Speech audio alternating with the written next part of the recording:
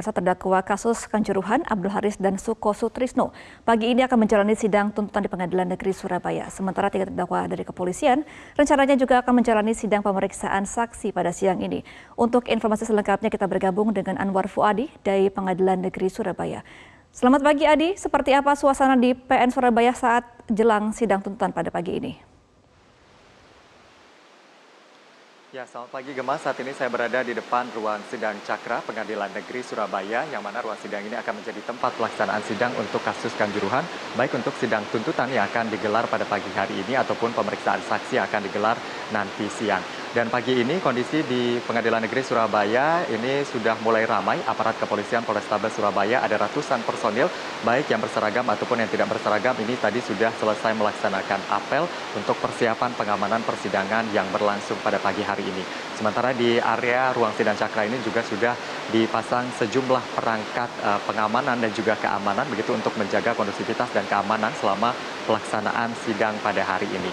Dan untuk agenda pada pagi hari ini, kalau kita lihat jadwalnya akan dimulai pada pukul 9 pagi, namun sepertinya akan dimulai seperti biasa ya pada pukul setengah 10 atau pukul 10 pagi. Agendanya adalah pembacaan tuntutan untuk 3 terdakwa dari kepolisian, yakni Kompol Wahyu Setio Pranoto, AKP Hasdarmawan, dan juga AKP Bambang Sidik Ahmadi. Maksud kami untuk dua sipil pada pagi hari ini, yaitu Abdul Haris dan juga Suko Sutrisno. Dan untuk tuntutan bagi Abdul Haris dan Suko Sutrisno ini akan dibacakan pada pagi hari ini setelah sebelumnya jaksa penuntut umum sudah menghadirkan 50 orang saksi untuk kedua terdakwa dari sipil ini.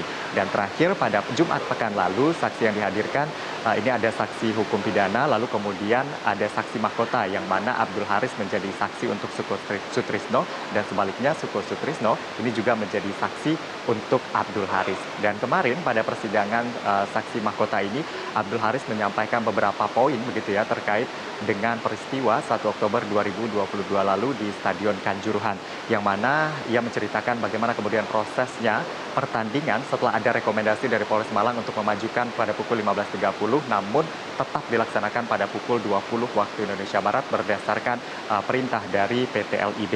Lalu kemudian yang menjadi sorotan selama persidangan adalah tiket yang dijual melebihi kapasitas. Kapasitasnya hanya sekitar 38.000, namun tiket yang dijual sekitar 43.000. Dan dijawab oleh Abdul Haris kemarin bahwa penjualan tiket di atas 40.000 tersebut ini sudah sepengetahuan dari Kapolres Malang yang menjabat saat itu, yaitu AKBP Verly Hidayat.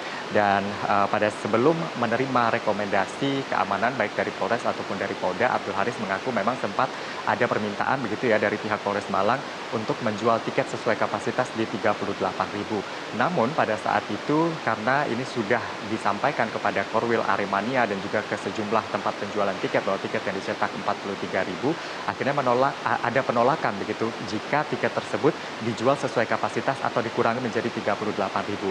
Sehingga pada akhirnya ia mengatakan bahwa saat itu Kapolres Malang AKBP Verly Hidayat merevisi kebijakannya dan meminta tiket tetap dijual sesuai dengan yang dicetak, lalu pembatasan akan dilakukan untuk pertandingan selanjutnya. Artinya pada pertandingan Arema versus Persebaya tiket yang dijual tetap 43.000 begitu ya. Dan ia sempat berinisiatif juga menyerahkan kelebihan tiket tersebut kepada Polres Malang, namun pada saat itu Kapolres Malang menolaknya dan tetap meminta seluruh tiket itu dijual. Dan itulah kenapa kemudian tiket dijual melebihi kapasitas. Dan sebenarnya penjualan tiket di atas 40.000 ini sudah dilakukan pada pertandingan-pertandingan sebelumnya juga. Lalu untuk Suko Sutrisno sendiri kemarin pada persidangan sebagai saksi mahkota, ia juga mengaku bahwa penunjukannya sebagai security officer sebenarnya melalui sistem yang dalam tanda kutip ini tidak resmi, hanya lisan saja. Tiba-tiba kemudian namanya masuk sebagai security officer pada daftar panitia dalam pertandingan tersebut. Lalu kemudian ia juga menjelaskan bahwa meskipun ia tidak pernah merasa mendapatkan sosialisasi, regulasi, dan juga terkait dengan tugasnya dari PSSI dan juga PT LIB, namun pada saat pertandingan ia mengaku sudah menginstruksikan kepada anggotanya yang berjumlah 250 orang, baik yang bertugas di dalam ataupun di luar stadion, untuk menjalankan tugas seperti biasa pada pertandingan-pertandingan sebelumnya, termasuk tidak meninggalkan gate begitu sebelum penonton atau supporter ini keluar dari stadion. Namun pada faktanya kita lihat di kamera CCTV pada saat insiden terjadi banyak pintu yang tidak dijaga oleh security officer. Ia beralasan pada saat itu memang ada instruksi begitu ya untuk melakukan bantuan pengamanan di dalam stadion, sehingga beberapa security officer ini memilih untuk masuk ke stadion, dan ia pun tidak memastikan lagi begitu berapa kemudian yang tersisa di luar yang melakukan penjagaan di luar stadion atau di pintu-pintu. Kita akan lihat nanti tuntutannya seperti apa. Kalau dakwaannya ini mereka didakwa 359 dan atau 360 KUHP dan atau pasal 103 ayat 1 junto pasal 52 Undang-Undang RI nomor 11 tahun 2022 tentang keolahragaan. Gemma. Baik, terima kasih Anwar Fuadi atas informasi Anda. Selamat kembali bertugas.